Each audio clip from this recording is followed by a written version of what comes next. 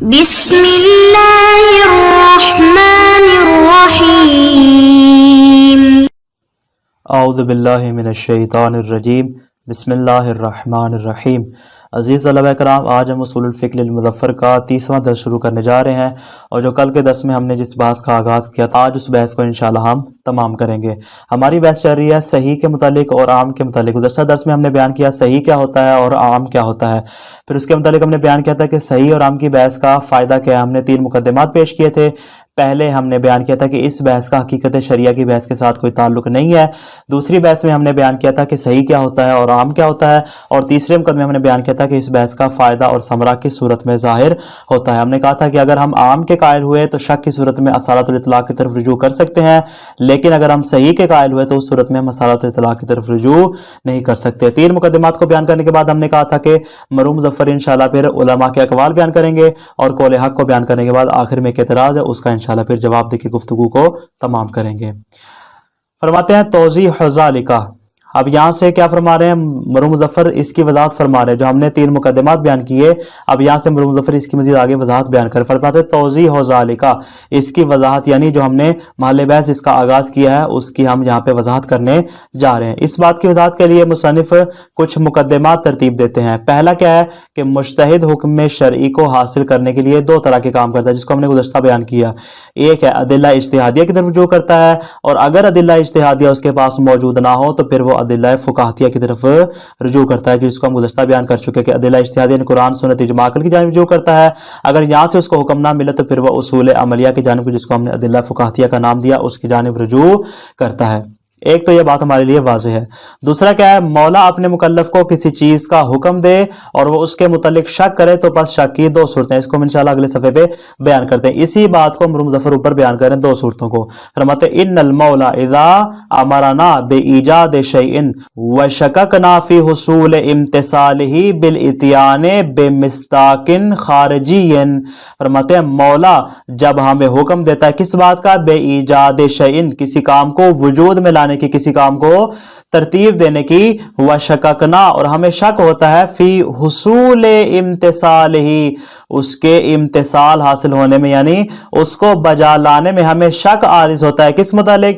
بالاتیان بمصداق خارجی، اس کا جو خارجی مصداق ہے ہم اس کے متعلق شک ہوتا ہے۔ پس جو حکم مولا کا مصداق خارجی ہے فَلَهُ صورتان، اس کی 2 صورتیں ہمارے سامنے آتی ہیں۔ کون کون سی؟ فرماتے ہیں کہ اس کو ہم انشاءاللہ اول آسانی کی صورت میں بیان کریں گے کہ یختلف الحکم فیہما، پہلی صورت کا حکم الگ ہے اور دوسری صورت کا حکم الگ ہے، دونوں کے حکم اس اعتبار سے مختلف ہو جائیں گے۔ پہلی صورت کیا ہے؟ فرماتے ہیں این یا علامہ کے اندر ہوا ضمیر جائے گی کس کی جانب؟ جائے گی مکلف کی جانب، جو مولا کے حکم پہ عمل کرنے والا ہے۔ فرماتے ہیں یا علامہ صدق عنوان المأمور بہی علی ذالک المصداق، جو مأمور بہی، مأمور سے مراد کیا؟ مولا جس کا حکم دے رہا۔ مثال لے لیں، نماز، مولا نماز پڑھنے کا حکم دے رہا، وہ نماز کے قرار پا جائے گی ہمارے لیے، مأمور بہی قرار پا جائے گی۔ فرماتے ہیں مأمور بہی کے عنوان کے متعلق اس کو علم ہے، کس بات کا علم ہے؟ کہ صدق عنوان المأمور بہی علی ذالک المصداق، کہ یہ والا جو عنوان ہے یہ اس مصداق خارجی پر صادق آ رہا ہے، اس کے متعلق مکلف کیا رکھتا ہو؟ علم رکھتا ہو۔ وَلَكِنْ يَحْتَمِلُ دَخْلَ قَيْدٍ زَائِدٍ فِي غَرَضِ الْمَوْلَى، فرماتے ہیں لیکن اس کو شک عارض ہوتا ہے، اس کو احتمال ہوتا ہے، اس کو گمان ہوتا ہے، کس بات کا؟ کہ ممکن ہے غرض مولا میں کوئی اضافی شرط بھی وہاں پہ ممکن ہے کہ موجود ہو۔ کون سی اضافی شرط؟ اس شرط کی قید کیا ہے؟ غیر متوفر فی ذالک المصداق، جو اس مصداق میں پائی نہیں جا رہی، لیکن آپ کو شک ہے کہ ممکن ہے مولا نے اس کا ارادہ کیا ہو لیکن مولا نے حکم اس کو بیان نہیں کیا۔ فرماتے ہیں آپ کو کیا ہوتا ہے؟ اس متعلق احتمال ہوتا ہے، اس کے متعلق شک ہوتا ہے، یعنی اس کا مصداق خارجی تو آپ کو معلوم ہے لیکن اس میں اضافی قید کے متعلق آپ کو کیا ہے؟ شک عارض ہو جائے۔ یہ ہے جی پہلی صورت۔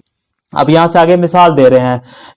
مثال کیا ہے؟ فرماتے کما اذا امر المولا बेइत के रकबतिन, मौला हुक्म देता है कि क्या करो, एक गुलाम को आजाद करो। फ़इन्नहु यअलमु बेसिद्क़ि इनवानिल मामूर बिही अलर रकबतिल काफिरा, फरमाते इसको इतना तो पता है कि ये मामूरुन बिही, मामूरुन बिही ये क्या, यानी इत्क़ के रकबा, गुलाम की आजादी, ये है मामूरुन बिही। मामूरुन बिही इसको पता है कि ये वाला मामूरुन बिही सादिक आ रहा है अलर रकबतिल काफिरा, किसी काफिर गुलाम के ऊपर, यानी इतना तो उसको पता है कि काफिर गुलाम भी मुराद मौला में शामिल हो रहा है। वलकिन यशुक्को, लेकिन वो इस बात में शक कर रहा है, किसमें, फी दखले वस्फिल ईमान, ये है इजाफी कैद की जिसके मुतालिक वो शक कर रहा है, कैद जायद जिसको हमने नाम दिया।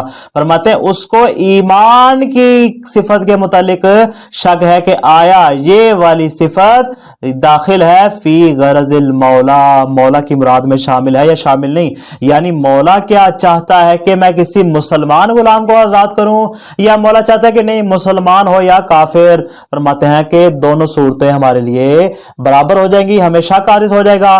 फयहतमिलु अन यकूना कैद लिल मामूर बिही, हमें शक होगा इस वस्फ़े ईमान की वजह से हमें एहतिमाल आ जाएगा, किस बात का, कि मुमकिन है ये ईमान वाली शर्त मामूरुन बिही की कैद करार पा जाए। नीचे टेबल है, इसमें गौर कीजिएगा। हुक्म मौला क्या है, आते कराकाबतन, मौला कहता है मेरे बंदे तू एक गुलाम को आजाद कर दे। मामूरुन बिही क्या है, गुलाम की आजादी मामूरुन बिही करार पा रही है। और गुलाम की आजादी क्या है, खारिज में हम देखेंगे कि ऐसा गुलाम जो किसी के जेर तसल्लुत हो, फरमाते हैं कि वो मोमिन भी हो सकता है, वो काफिर भी हो सकता है। लेकिन हमें शक हो रहा है, इतना तो पता है कि काफिर तो मौला की मुराद में शामिल है, लेकिन शक इस बारे में है कि आया उसका मोमिन होना जरूरी है। फरमाते ये हमारे आ जाएगी कैद जायद, यानी इधर से काफिर है, दूसरी तरफ से मोमिन। अगर तो ये कैद आ जाएगी तो इसका मतलब क्या होगा कि काफिर को अगर हम आजाद कर दें तो ये काफी नहीं होगा, बल्कि ऐसा गुलाम आजाद करना चाहिए जो मोमिन होगा। तो फरमाते चूंकि हमें यहाँ पे एहतिमाल आ जाएगा, नतीजा क्या होगा फिर इंशाल्लाह आगे हम बयान करेंगे, असालतुल इत्लाक की तरफ रुजू करेंगे। दूसरी मिसाल भी ऐसी, मौला कहता है सल्ले, नमाज पढ़। हुक्म क्या है, नमाज की अदायगी है जो मामूरुन बिही है। और फरमाते मिस्दाक खारिजी क्या है कि मखसूस अफ़आल और हरकत पे मुश्तमिल फेल की जिसको हमने नमाज का नाम दिया। इतना तो मौला ने कहा नमाज पढ़नी है, और हमें यह भी पता है इसके अरकान है कि सूरा के साथ पढ़नी है, सूरा फातिहा इसमें जरूरी, क्योंकि ला सलाता इल्ला बिफातिहातिल किताब, नमाज जो है फातिहा के बगैर होती नहीं है। लेकिन शक हमें हो रहा है कि आया बगैर सूरा जो उसके बाद दूसरी सूरा पढ़नी है उसके बगैर भी नमाज हो सकती है, या सूरा का पढ़ना जरूरी है। यह है कैद जायद। फरमाते हैं कि यहां पे हमें एहतिमाल हो जाएगा, यहां पे हमें इसके मुतालिक शक हो जाएगा। फल कायदा क्या करेंगे, इसका हल क्या निकालेंगे, इसका सोल्यूशन क्या होगा। फरमाते फल कायदा तो फी मिसले हाजा, फरमाते इस तरह की सूरत हाल में कायदा क्या होगा, अर्रुजू इला असालतिल इतलाक, हम रुजू करेंगे किसकी जानिब, असालतुल इतलाक की जानिब। असालतुल इतलाक में क्या होता था कि हमें शक होता था कि आया मौला ने यहां पे मुतलक मुराद लिया है या मौला ने मुकय्यद मुराद लिया है। तो असालतुल इतलाक क्या कहेगी, फी नफी एतबारिल कैदिल मुहतमिल एतबारहू, जिस कैद के बारे में आपको शक है कि मुमकिन है मौला ने उसको मोतबर करार दिया हो, असालतुल इतलाक कहेगी कि इस तरह की कैद वहां पर जरूरी नहीं है। जब जरूरी नहीं है फला यजिब तहसीलहू, फरमाते हैं कि हमारे लिए जरूरी नहीं होगा, जो हमने गुलाम वाली मिसाल दी वहां पे हमारे लिए जरूरी नहीं होगा कि उस गुलाम का मोमिन होना जरूरी हो, बल्कि अगर आप काफिर गुलाम को भी आजाद करवा देते हैं तो वो भी हुक्म मौला का इम्तिसाल हो जाएगा। बल यजूजुल इक्तिफाउ फिल इम्तिसाल बिल मिस्दाकिल मशकूक, फरमाते हैं मिस्दाक मशकूक का इम्तिसाल भी वहां पे काफी होगा। फयम तासिलो, फरमाते हैं कि इम्तिसाल अमर मौला हो जाएगा किसमें, जो हमने गुज़श्ता मिसाल दी थी, कौन सी वाली, लौ अअतका रकबतन काफिरा, अगर वो किसी काफिर गुलाम को भी आजाद कर देता है तो वो भी काफी शुमार होगा, उस गुलाम का मोमिन होना जरूरी नहीं है। तो असालतुल इतलाक की तरफ रुजू करने के कुछ मराहिल हैं। पहला मरहला क्या है कि मौला मकाम बयान में था, यानी ये जो हम कह रहे हैं ना कि असालतुल इतलाक की तरफ रुजू करें, क्यों रुजू करेंगे, अब उसके मराहिल बयान कर रहे हैं। फरमाते हैं असालतुल इतलाक की तरफ रुजू इसलिए करेंगे कि मौला मकाम बयान में था, मौला जो हुक्म दे रहा था वो यही बयान करना चाह रहा था कि तुम इस काम को अंजाम दो, तो जिस अंदाज में उसको बजा लाना था मौला मकाम बयान में था, मौला ने उसी अंदाज से उसको बयान कर दिया। अब मकाम बयान को हमने मद्देनजर रख के देखा तो हमें कलाम में इस तरह की कोई कैद नजर नहीं आई जो कहे कि तुम्हारे लिए لیے مومن غلام کو آزاد کرنا ضروری ہے. چونکہ اس طرح کی قید ہمارے لیے موجود نہیں ہے تو تیسرے مرحلے میں ہم کہیں گے کہ قید لگانا مولا کے لیے ممکن بھی تھا, کوئی معنی وہاں پہ موجود نہیں تھا. جب معنی موجود نہیں تھا مولا قید لگا بھی سکتا تھا, اس کے باوجود بھی مولا نے قید نہیں لگائی تو نتیجہ کیا نکلے گا؟ پس ہم اطلاق پہ عمل کریں گے. یعنی اطلاق سے مراد کیا؟ چاہے مومن غلام آزاد کر دو چاہے کافر غلام آزاد کر دو, حکم مولا کا امتثال ہو جائے گا. یہ ہوگی جناب علی پہلی صورت. پہلی صورت یہ ہے کہ نہیں آپ کو مصداق خارجی کا علم ہو لیکن ایک اضافی قید کے بارے میں شک ہو جائے. لیکن دوسری صورت میں فرماتے ہیں کہ یہاں پہ آپ کو علم نہیں ہے, یہاں پہ اصلاً آپ کو اس مصداق کے متعلق کیا ہو جاتا ہے؟ شک ہو جاتا ہے. ان یشک کا مکلف شک کرے کس میں؟ فی صدق نفس عنوان المأمور به علی ذلک المصداق الخارجی, کہ خود مأمور بہ کا جو عنوان ہے آیا وہ یہ فلاں والے مصداق پہ صادق آ رہا ہے یا صادق نہیں آ رہا, اس کے متعلق آپ کو کیا ہو جاتا ہے؟ شک ہو جاتا ہے. فرماتے ہیں کہ آپ کو اس مورد میں اصلاً علم موجود نہیں ہے بلکہ خود اس مصداق کے بارے میں آپ کو شک عارض ہو جاتا ہے. مثال دے رہے ہیں, فرماتے ہیں مثال کیا ہے؟ کما اذا امر المولا بالتیمم بالسعید, ارشاد رب العزت ہے تیمم کرو سعید کے ساتھ. حکم مولا ہمارے سامنے آ گیا سعید کے ساتھ تیمم کرو. ولا ندری, ہمیں یہ نہیں پتا کہ انما عدد تراب حل یسمى سعیدا اولا, آیا مٹی کے علاوہ جو دیگر اصناف ارض ہیں مثال کے طور پہ پتھر ہے یا مثال کے طور پہ گھاس پھوس وغیرہ ہے, فرماتے ہیں کہ آیا اس طرح کی چیزیں جو کہ زمین کے دیگر اصناف میں سے شمار ہوتی ہیں آیا ان سے تیمم کرنا صحیح ہے او لا, یا تیمم کرنا صحیح نہیں ہے. فَيَكُونُ شَكُّنَا فِي صِدْقِ السَّعِيدِ عَلَى غَيْرِ التُّرَابِ, فرماتے ہیں ہمیں اصلاً اس مصداق خارجی کے متعلق شک ہو جائے گا. یعنی سعید مٹی کو تو کہتے ہیں لیکن مٹی کے علاوہ جو دیگر مصادیق ہے آیا یہ پتھر اور گھاس سعید کا مصداق قرار پاتے ہیں, مامور بہ کا مصداق قرار پاتے ہیں, مصداق نہیں قرار پاتے. فرماتے شک ہو جاتا ہے ہمیں. یعنی اصل عنوان مامور بہ کا مصداق خارجی پر صادق آنے ہمارے لیے کیا قرار پا جاتا ہے؟ مشکوک قرار پا جاتا ہے. وفی مثلہ کی مثال, اس طرح کی مثال میں جب آپ کو پتا نہ ہو کہ سعید آیا تراب کے علاوہ دیگر مصادیق کے عرض پر صادق آ رہی ہے یا صادق نہیں آ رہی, لا یصح الرجوع الی اصالۃ الاطلاق, فرماتے اس صورت میں اصالۃ الاطلاق کی طرف رجوع کرنا صحیح نہیں ہے. اصالۃ اطلاق رجوع کرنے کا مطلب کیا ہے؟ لادخال المصداق المشکوک فی عنوان المامور بہ, تاکہ اگر آپ کو شک ہو جائے تو جو مصداق مشکوک ہے اس کو بھی آپ اصالۃ الاطلاق جاری کر کے کیا کر لیں؟ مامور بہ میں شامل کریں, جس طرح کہ ہم نے پہلی صورت میں کیا تھا. فرماتے ہیں اس صورت میں اصالۃ الاطلاق جاری کر کے مامور بہ کا جو مصداق مشکوک ہے اس کو آپ شامل نہیں کر سکتے. لیکتفی بہ فی مقام الامتثال, تاکہ اگر آپ اس مصداق مشکوک کو بھی انجام دے دیں تو امر مولا کا امتثال ہو جائے. فرماتے ہیں لا یصح, اس طرح کرنا درست نہیں ہے. تو پھر کیا کریں؟ فرماتے بل لا بد من الرجوع الى الاصول العملیت مثل قاعدۃ الاحتیاط والبراء, پھر ہمیں اصول لفظیہ کو چھوڑ کے رجوع کرنا پڑے گا. کس جانب؟ ہم چلے جائیں گے اصول عملیہ کی جانب, جس کو ہم نے اصالۃ الاطلاق میں بھی بیان کیا تھا کہ اصالۃ الاطلاق کی طرف رجوع کریں گے اس صورت میں کہ جب ہمیں علم ہو مصداق کے بارے میں لیکن اضافی قید کے بارے میں شک ہو تو اصالۃ الاطلاق وہاں پہ کام دے گی. لیکن جہاں پہ اصل مصداق ہی مشکوک ہو گیا تو وہاں پہ اصول لفظیہ کام نہیں دیں گے, ہمیں رجوع کرنا پڑے گا اصول عملیہ کی جانب. ومن ھذا کا اشارہ کیا ہے؟ اس دونوں صورتوں کی جانب. فرماتے ہیں من ھذا البیان, جو ہم نے ابھی دو صورتیں آپ کے لیے بیان کی. پہلی صورت کیا ہے؟ مصداق خارجی کا یقین اور اضافی قید کا شک, اور دوسری صورت میں کیا ہے؟ مصداق خارجی ہی آپ کے لیے کیا ہو جائے؟ مشکوک ہو جائے. فرماتے اس بیان سے تظہر ثمرۃ النزاع فی المقام الذی نحن فیہ, فرماتے ہیں کہ جس چیز کے بارے میں ہم بحث کر رہے ہیں اس بحث کا جو ثمرہ اور فائدہ ہے وہ آپ کے لیے واضح ہو چکا ہے. فإنہ فی فرض फर्द अमर बिस्सलात, फरमाते हैं मौला हमें अमर दे, मौला हमें हुक्म दे, मौला अमर दे किस बात का? नमाज पढ़ने का। वशक के फी अन्न सूरता जुज़उन लिस्सलात अमला, और हमें शक हो जाए कि सूरा फातिहा के बाद दूसरी सूरा का पढ़ना नमाज का जुज है या नमाज का जुज नहीं है। अब यहां बन जाएगी दो सूरतें जिस तरह हमने गुज़श्ता बयान किया।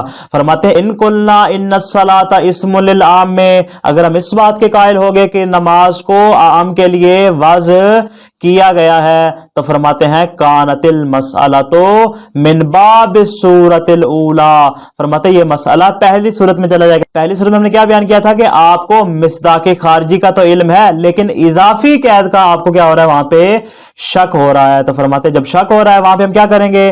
फरमाते वहां पे हम असालतुल इत्लाक की तरफ रुजू करेंगे और हम क्या करेंगे? ये जो इजाफी कैद है सूरा के साथ वाली, हम इसको वहां से निकाल देंगे। अगर बगैर सूरा के नमाज पढ़ लें तो वो भी काफी शुमार होगी। किस सूरत में? अगर हम आम के कायल हो जाए। ले अन्नहु बिना अला हाज़ल कौले युअलमु बिसिद्क़ि इनवान सलात अलल मिस्ताकिल फाकिदिल सूरा, फरमाते इसलिए कि अगर हम इस कौल के कायल हो, किस कौल के? यानी अगर हम आम वाले कौल के कायल हो गए तो हमें मालूम हो जाएगा कि नमाज का इनवान उस मिस्दाके खारजी पर भी सादिक आ रहा है कि जहां पर बगैर सूरा के नमाज पढ़ी जाएगी। तो जो कायल आम होगा वो क्या करेगा? असालतुल इतलाक से तमस्सुक करेगा।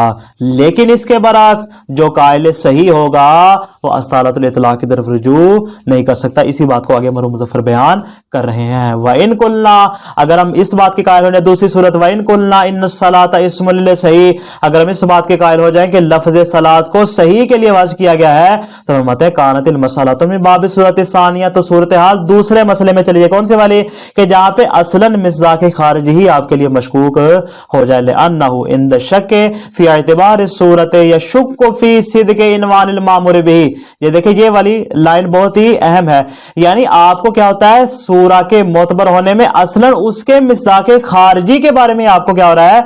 शक हो रहा है। यानी आपको पता ही नहीं है कि नमाज उसको कहेंगे कि जिसमें सूरा होना जरूरी है, या नमाज उसको कहेंगे कि जिसमें बगैर सूरा के भी होना काफी है। यानी आपको असले मिस्दाक के बारे में शक हो जाएगा। मामूर में क्या हमारा? नमाज है, यानी आनी अस्सलाता, यानी इस मामूरुन बिही का सादिक आना अलल मिस्दाकिल फाकिदिल सूरा, उस मिस्दाक पर कि जहां पे असलन सूरा मौजूद ही ना हो। तो फरमाते जहां पे सूरा मौजूद ना होगी वहां पे अगर हमें इस तरह का शक आ जाए कि बगैर सूरा के काफी है या सूरा का पढ़ना जरूरी है, तो फरमाते अगर हम सही के कायल हो जाएं तो उस सूरत में हम असालतुल इतलाक की तरफ रुजू नहीं कर सकते। तो क्या नतीजा निकला? नतीजा यह निकला कि इस सलात वाली मिसाल में अगर हम कायल आम हुए तो असालतुल इतलाक से तमस्सुक करेंगे, लेकिन अगर हम कायल सही हुए तो हमें उसूल अमलिया की तरफ रुजू करना पड़ेगा। इज़ इनवानुल मामूर बिही हुआ सही व सही हो हुआ इनवानुल मामूर बिही, इसलिए कि मामूरुन बिही का इनवान क्या है? सही है, और सही क्या है? मामूरुन बिही का इनवान है। इस लाइन को समझने के लिए आप ये नीचे वाले नक्शे को समझे, इंशाल्लाह आपको बड़ी आसानी से समझ आ जाएगी। अस्सलातो मासूरा, मौला ने हुक्म दिया नमाज पढ़ो सूरा के साथ, ये क्या है? मामूरुन बिही। फरमाते हैं कि यानी नमाज हमारी तब सही होगी अगर हम नमाज को सूरा के साथ पढ़ेंगे। तो इसका नतीजा क्या निकलेगा? कि जो अस्सलातो फाकिद सूरा होगी, ऐसी नमाज की जिसमें सूरा फातिहा के बाद दूसरी सूरा मौजूद नहीं होगी, ये गैर मामूरुन बिही है, और इस सूरत में नमाज क्या हो जाएगी? फासिद हो जाएगी। अब जरा इबारत पे गौर कीजिएगा। फरमाते इनवानुल मामूर बिही, जो मामूरुन बिही का इनवान है वो क्या है? वो सही है। यानी मामूरुन बिही क्या है? अस्सलातु मअस्सूरा, नमाज पढ़ी जाएगी सूरा के साथ, ये मामूरुन बिही है, और मामूरुन बिही क्या है? सही है। और नमाज सही कब होगी? वह सही हो हुआ इनवानुल मामूर बिही, नमाज सही तब होगी जब आप मामूरुन बिही को अंजाम देंगे। फमा लैसा बिसहीहिन, जो सही भी नहीं होगा, यानी मतलब क्या होगा? जो फासिद होगा। फमा लैसा बिसहीहिन, जो सही भी नहीं होगा। लैसा बिसलातिन, वो नमाज भी नहीं होगी। तो जो फाकिद सूरा वाली नमाज है वो नमाज करार नहीं पाएगी। नतीजा क्या निकलेगा? फल फाकिदो लिल जुज़इल मशकूके कमा यशुक्कु फी सिहति यशुक्कु फी सिद्क़ि इनवानिल मामूर बिही अलैह। जिस तरह आपको शक होगा कि अस्सलातो फाकिद सूरा पता नहीं नमाज को सही करार देता है या नमाज को फासिद करार देता है, चूंकि हम सही के कायल हुए ना, گویا کہ جو فاسد ہوگا اس پر صحیح کا عنوان صادق نہیں آئے گا جب ہمیں شک ہو جائے گا کہ آیا جو صلاۃ فاسد ہے وہ والی نماز صحیح قرار پا رہی ہے یا صحیح قرار نہیں پا رہی. تو فرماتے گویا کہ یشک فی صدق عنوان المامور بہ علیہ, ہمیں شک ہو جائے گا کہ آیا الصلاۃ فاقد الصورہ کو مامور بہ قرار دیا جا سکتا ہے یا قرار نہیں دیا جا سکتا. جب شک ہو جائے گا تو فرماتے ہیں فلا یصح الرجوع الی اصالۃ الاطلاق لنفی اعتبار جزئیت الصورہ. فرماتے ہیں سورہ کے جز ہونے کی نفی کرنے کے لیے, یعنی الصلاۃ فاقد الصورہ کو بھی صحیح قرار دینے کے لیے ہم اصالۃ الاطلاق کی طرف رجوع نہیں کر سکتے حتی یکتفی بفاقدہا فی مقام الامتثال, تاکہ ہم بغیر سورہ کے نماز پڑھ کے حکم مولا کا امتثال کر سکیں. اس صورت میں بھی ہمارے لیے رجوع کافی